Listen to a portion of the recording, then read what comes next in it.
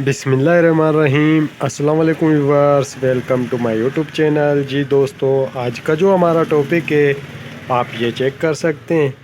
ये जो सिलाई मशीन आई है मेरे पास, इसका जो फॉल्ट है, ये कपड़ा पीछे की तरफ रिकवर करती तो है, बट मोटा कपड़ा जब हम इस पर सिलते हैं तो ये कपड़े को आगे पीछे करती रहती है।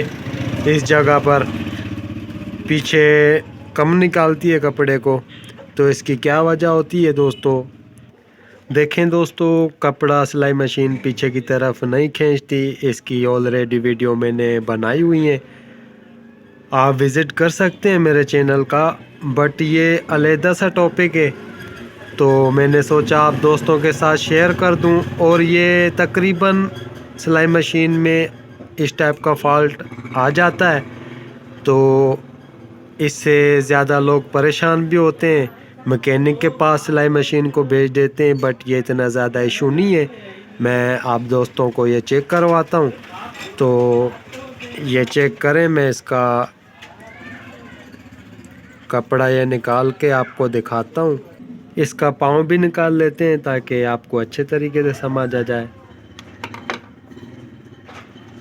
मैं जो इसका फॉल्ट है आपको वो चेक करवाना चाहता हूँ, तो ये चेक करें आप दोस्तों। ये इसके दंदराल की जो सेटिंग है वो बिल्कुल परफेक्ट है। तो इसका जो फॉल्ट है अब मैं आपको वो चेक करवाता हूँ। जी दोस्तों, तो मैं आपको इसका फॉल्ट बताता हूँ। इसका फॉल्ट ये है दोस्तों, जब हम इससे कपड़े सिलते हैं तो ये दंदराल जो है इसके, ये आकर इस नाल बक्स की पत्ती में लगते हैं। ये चेक करें, ये ऊपर की तरफ इसकी पत्ती लगी हुई है। तो अब मैं आपको ये चला कर दिखाता हूँ सिलाई मशीन। तो आपने चेक कर लेना है ये दोस्तों। जब मैं सिलाई मशीन को चलाऊंगा तो इसका ये सुई का गज़ नीचे आएगा, और इसके साथ साथ ये जो दंदराल हैं ये नीचे की तरफ जाएंगे। ये चेक करें, मैं सिलाई मशीन को चला रहा हूँ, ये दंदराल नीचे की तरफ आए, और ये जो इसके दंदराल हैं ये आकर इसकी नाल बक्स की पत्ती में लग रहे हैं, ऊपर टच हो रहे हैं। तो इससे क्या होता है, हमारी सिलाई मशीन कपड़ा खींचती तो है, मोटा कपड़ा खींचने में भी मसला करती है। तो देखें दोस्तों, अब मैं आपको इसकी सेटिंग दिखाता हूँ। ये चेक करें दोस्तों, इसकी जो सुई का प्लेट है और ये दंदराल की जो सेटिंग होती है ये बिल्कुल परफेक्ट है। बट ये उसके बावजूद भी आकर दंदराल इस नाल बक्स की पत्ती में टच होते हैं। तो इसकी क्या वजह होती है, मैं आपसे वो शेयर करना चाहता हूँ। तो देखें दोस्तों, ये ज़्यादातर वजह ये होती है कि ये दंदराल की जो सेटिंग होती है वो नीचे हो जाती है, तो उससे भी ये इसमें टच होते हैं दंदराल। बट इस सिलाई मशीन की इसकी दंदराल की सेटिंग बिल्कुल परफेक्ट है। ये चेक करें, मैं इसको चला रहा हूँ, ये इसकी सेटिंग बिल्कुल परफेक्ट है। बट उसके बावजूद भी आकर इसमें टच हो रही है, तो इससे हमारी सिलाई मशीन कपड़ा खींचने में मसला करती है। तो ये इसका मसला जो होता है दोस्तों, ये इसका जो दंदराल है इसके, ये आपने अच्छे वाले लेकर इसमें लगा लेने चाहिए, क्योंकि जो लोकल दंदराल होते हैं वो टेढ़े भी होते हैं, और या तो वो ज़्यादा नीचे की तरफ होते हैं।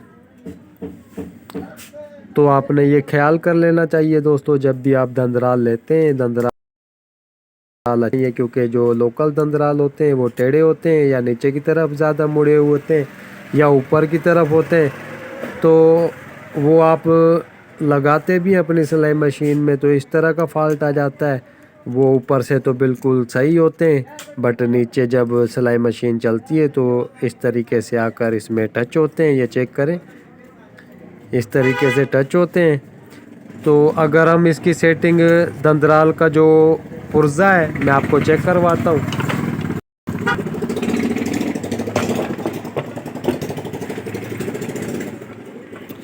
ये चेक करें दोस्तों, ये दंदराल का पुर्जा है जो दंदराल को ऊपर नीचे करता है। इसकी मदद से हम दंदराल को ऊपर नीचे करते हैं।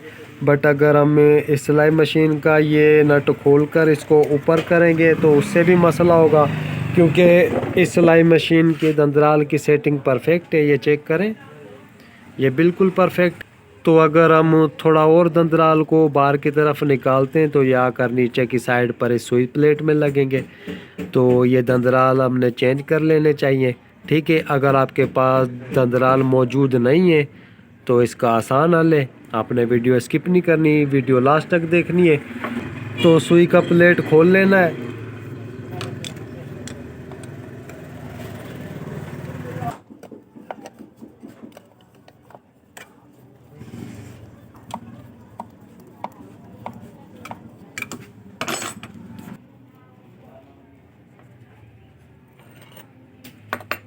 جی دوستو، تو یہ سوئی کا پلیٹ نکال لیا ہے۔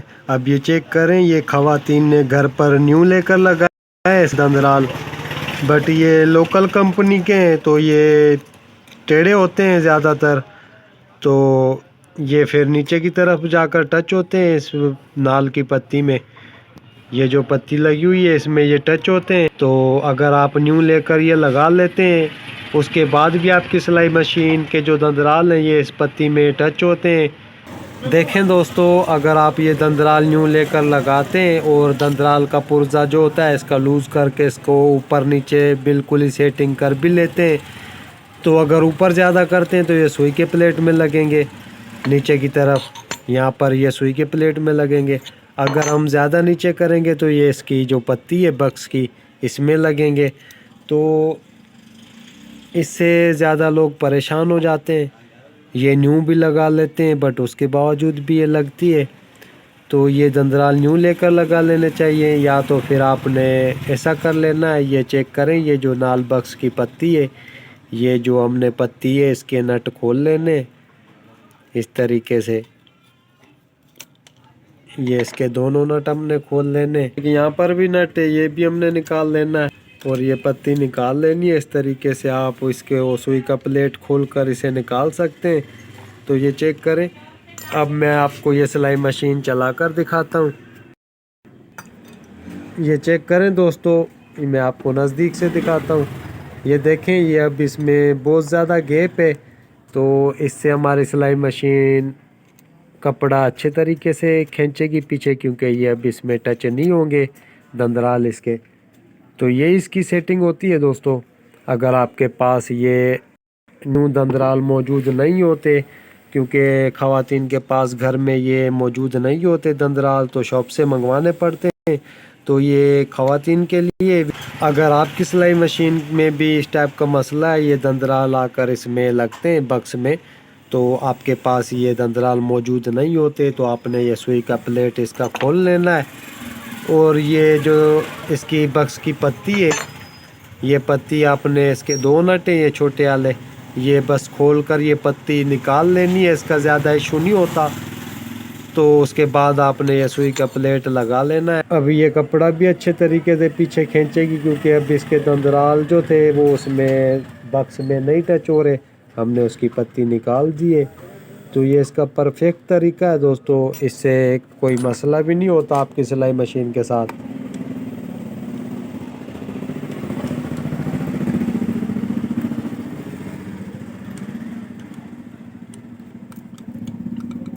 خواتین کے لیے یہ زیادہ پریشانی ہوتی ہے، تو یہ میں نے آسان طریقہ بتایا آپ کو۔ اگر آپ کے دندرال بھی اس میں ٹچ ہوتے ہیں بکس میں، تو بس آپ نے یہی طریقہ استعمال کر لینا ہے۔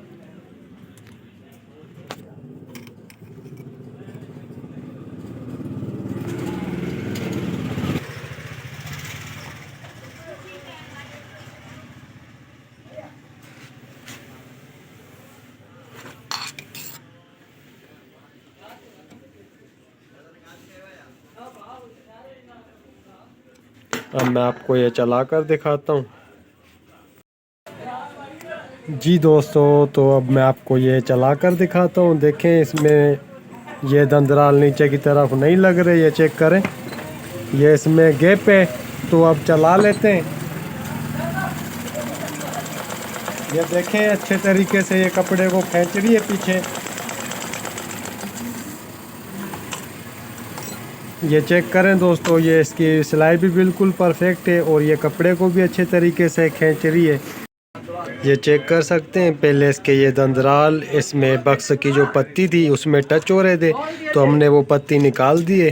تو اگر آپ کی سلائی مشین بھی یہ مسئلہ کرتی ہے تو آپ نے اس کی یہ بکس کی پتی نکال لینی ہے۔ اس کے بعد آپ کی سلائی مشین بالکل اچھے طریقے سے کپڑے کو کھینچے گی۔ جی دوستو، اگر آپ کو ویڈیو اچھی لگی تو ویڈیو کو لائک کریں، سبسکرائب کریں اور بیل آئیکن کو لازمی پریس کریں تاکہ ہر آنے والی ویڈیو آپ تک پہنچ سکے۔ اللہ حافظ دوستو۔